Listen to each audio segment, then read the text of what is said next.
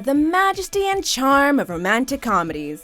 It's a shame when they're neither funny nor heartwarming. I'm not going anywhere because I am not screwing this thing up. Neither am I, because I am in it for the long haul, Jack. Welcome to Ms. Mojo, and today we'll be counting down our picks for the top 10 worst rom-coms. Excuse me, may I borrow my daughter? Oh, your wife. Thank you. For a dance? Please. Thank you. For this list, we're tackling the worst of the worst in regards to the romantic comedy genre, focusing on those films that leave us unfulfilled and underwhelmed. Mary, Steve, hi.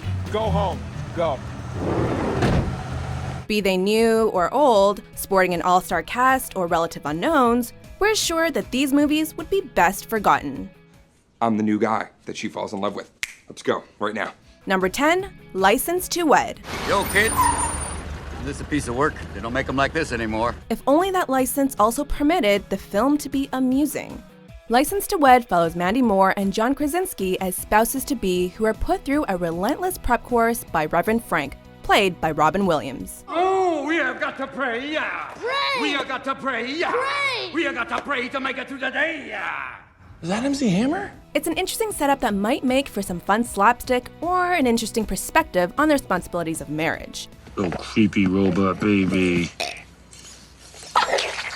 Oh my God. Alas, the movie is more concerned about Reverend Frank's unsettling nature and going through the motions of a dull, troubled romance plot. Were we the first ones to fail the course? Who said the course is over? It's only over when you decide it's done. Number 9, Swept Away. Fooking's the name of the fish. Yes, ma'am. Well, I don't care if it's fooking, puking, or a f***ing kung fu king. I want that fish, and I want it tonight. What a dud. The remake of a 1974 Italian film, Swept Away, casts Madonna as Amber Layton, a rich and married woman who ends up on a deserted island with the ship's first mate. Deserted. Nothing. No lawyers, no phones, no gyms, nothing. That's impossible, you idiot. It's not 1492, for God's sake. Amber's budding romance and redemption for her earlier arrogance almost seems like it could work, if not for Madonna being portrayed as an irredeemably mean-spirited right off the bat. If it weren't for the drug companies, they'd stay blind anyway. What's to stop them getting a job and buying the drug? They're blind. So what? Worse, she and co-star Adriano Giannini come off as unlikable people throughout, with not enough in the way of chemistry or charm to make their love connection feel earned. You should learn to sew instead of talk. I love you. Fine words. Number 8, Over Her Dead Body. Wait a second, wait. But you're dead. I still don't want you to see him. Fascinating premise, sketchy execution. Eva Longoria stars as the ghost of a woman who died on her wedding day, opting to haunt her ex-fiancé and his new girlfriend thereafter. You know, I'm getting the feeling like she wants you to be happy again. Like when you used to come here. I'm getting that feeling too. Said girlfriend happens to be a psychic, resulting in tons of wacky mishaps that completely fall flat. I don't need sleep. I can hound you every second of every day. You're never gonna know if something you hear is real or not. I can keep you from sleeping and eating and drinking. Enough! Besides the core couple Paul Rudd and Lake Bell completely lacking energy in their courtship, there's no joke, gag, or moment of physical comedy that actually succeeds at being funny. Oh my God. It looks even better on the floor. Best day ever. To say this is a lifeless film would be an understatement, and possibly in poor taste considering the subject matter. This is what happens when you lie about talking to a man's dead fiancé. I've seen it 1,000 times. Number 7, From Justin to Kelly. You know, I just needed to make a quick escape. Me too. It's total insanity out there. There's even one guy passing out whipped cream bikini contest flyers. It's as underwhelming as it is weird. From Justin to Kelly puts the spotlight on American Idol winner Kelly Clarkson and runner-up Justin Guarini as they meet, fall in love, and go through complications over the course of spring break. Well, you're the one playing games with me, Kelly. You know what? Game over. Setting aside the inherent strangeness of making two reality show competitors the romantic leads of a film, Justin and Kelly simply aren't capable enough actors to make their relationship believable. I promise I'm slightly less dorky than you think. So what do you say? Napkin. Add to that a lack of witty dialogue and boring musical choices, and what you have is a poor excuse for a romantic comedy. When you take me by the hand and tell me I'm your loving man. Number 6, Down to You. A classic. So, You Can Be My Bitch by Master B. is that the live version or radio edit? We're not surprised that after Summer Catch and Boys and Girls, Freddie Prinze Jr. could still find himself in bad films. Why'd you wait so long to tell me?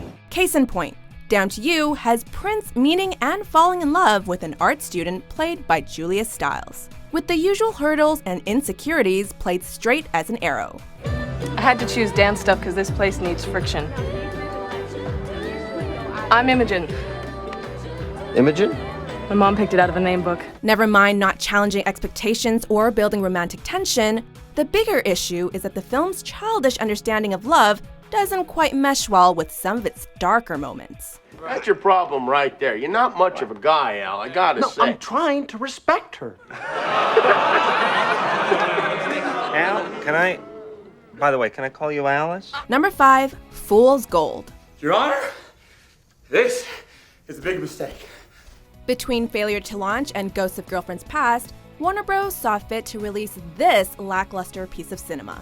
You act like this was totally my fault. Matthew McConaughey and Kate Hudson were reunited for Fool's Gold, portraying a divorced couple reunited during the hunt for 18th century treasure. Married or not, if we don't go after that ship, it's gonna haunt us the rest of our lives, and you I know wasted it. 8 years of my life on this bullshit. Despite sporting an impressive and well-rounded line of actors, including the likes of Donald Sutherland, Fool's Gold is ultimately let down by repetitive jokes and generally uninteresting action. There's only so many times we can stand hearing about how McConaughey's character is the most sexually proficient man alive. He is a genius at exactly 3 things. Treasure salving, finding money for treasure salving, and one other thing. What other thing? I don't want to talk about it. Number 4, New Year's Eve. Roam the plains of Manhattan and carry on the legacy of late-night bar hopping and casual sex with random women in good shoes. Valentine's Day may not have been anywhere close to a classic, but its spiritual successor, New Year's Eve, feels like a more deliberate act of laziness. Sounds pretty straightforward. Easy to fix.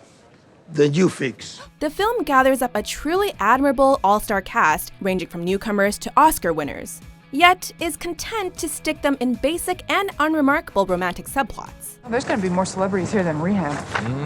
The couples on display aren't exactly enthralling, the comedy is toothless and limp, and the entire movie comes across as a celebration of nothing particularly meaningful. I mean, New Year's is the worst night of all to go out. It's total amateur night. People who don't drink or go nuts all year are suddenly going all Kanye on you. It aims to be a sexy and heartfelt party movie, but it spectacularly misses the mark. It's suspended there to remind us before we pop the champagne and celebrate the new year to stop and reflect on the year that has gone by. Number 3, All About Steve. Oh, well, sir, if fun is what they want, then Mary Horowitz has their fun. Ta-da! For St. Patty's Day. Top of the morning to you. Co-produced by and starring Sandra Bullock, this romantic comedy is the epitome of a wasted effort. Bullock plays Mary Horowitz, a deeply introverted crossword puzzle writer driven to obsessively pursue a news cameraman across America.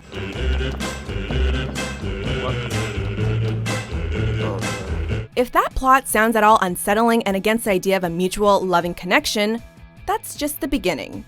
All About Steve makes Mary out to be a pitiful character, paints its world as a cynical and loveless one, and doesn't even reward its audience for sticking with it to the bitter end. Holy shit.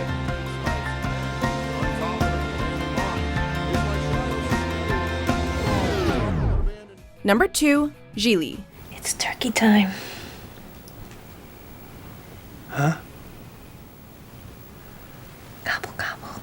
Ben Affleck may have moved on to bigger and better things, but no one forgets this tripe. Nice computer. Is suckmydick.com. The 2003 film Gigli follows 2 criminals, played by Affleck and Jennifer Lopez at the height of their real-life relationship, who are assigned to capture a prosecutor's brother. Well, then I guess he also probably hasn't called to tell you that he would feel much more comfortable if there were two independent, unacquainted, perhaps even mutually hostile contractors working on this so they could keep an eye on one another? Trying to toy with the two stars' existing romance, the film comes across as muddled and problematic, especially with Lopez's character being a lesbian who is essentially seduced by Affleck. Its meandering pace, strange shifts in tone, and underwhelming ending don't help it either. Go ahead, take it. Take it. I couldn't do that, Larry. Before we unveil our number one pick, here are a few honorable mentions. Do you still love me at all?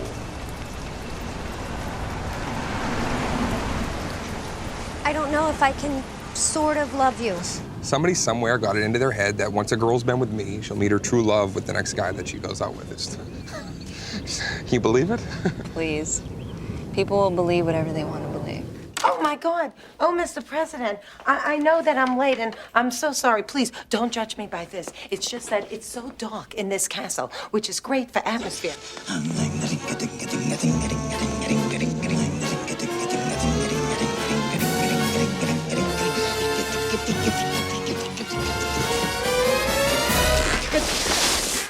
You and I, we make good TV. You make imbecilic trash watched by housebound inbreds who are so busy with their hands down their pants they can't change the remote. Who's this?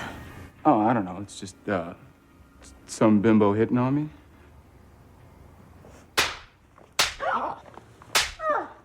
Number 1, The Hottie and the Nottie. Groaning and heel-dragging are understandable reactions to this thing. This alleged comedy tells a tale of Nate Cooper, a man trying to woo his childhood crush Christabel, and having to find a romantic partner for Christabel's visually unpleasant friend June. Like I said, as long as she's female. Okay. Not only do none of the jokes land, but also the entire premise of love is based on appearance is cruel and utterly unromantic for everyone involved. What? In order to gain access to the hottie, the naughty must be appeased. On top of that, Paris Hilton simply isn't compelling or engaging in the role of Christabel, regardless of her attractiveness. I think that a life without orgasms is like a world without flowers. And it really just sucked. I'm not. I'm horrible. I really made a promise to be there for her, and you've just been so sweet, and I'm really becoming attracted to you. Do you agree with our list? What's your least favorite romantic comedy? That was kind of a long shot. For more tantalizing top 10s published daily, be sure to subscribe to Ms. Mojo. Are you sure?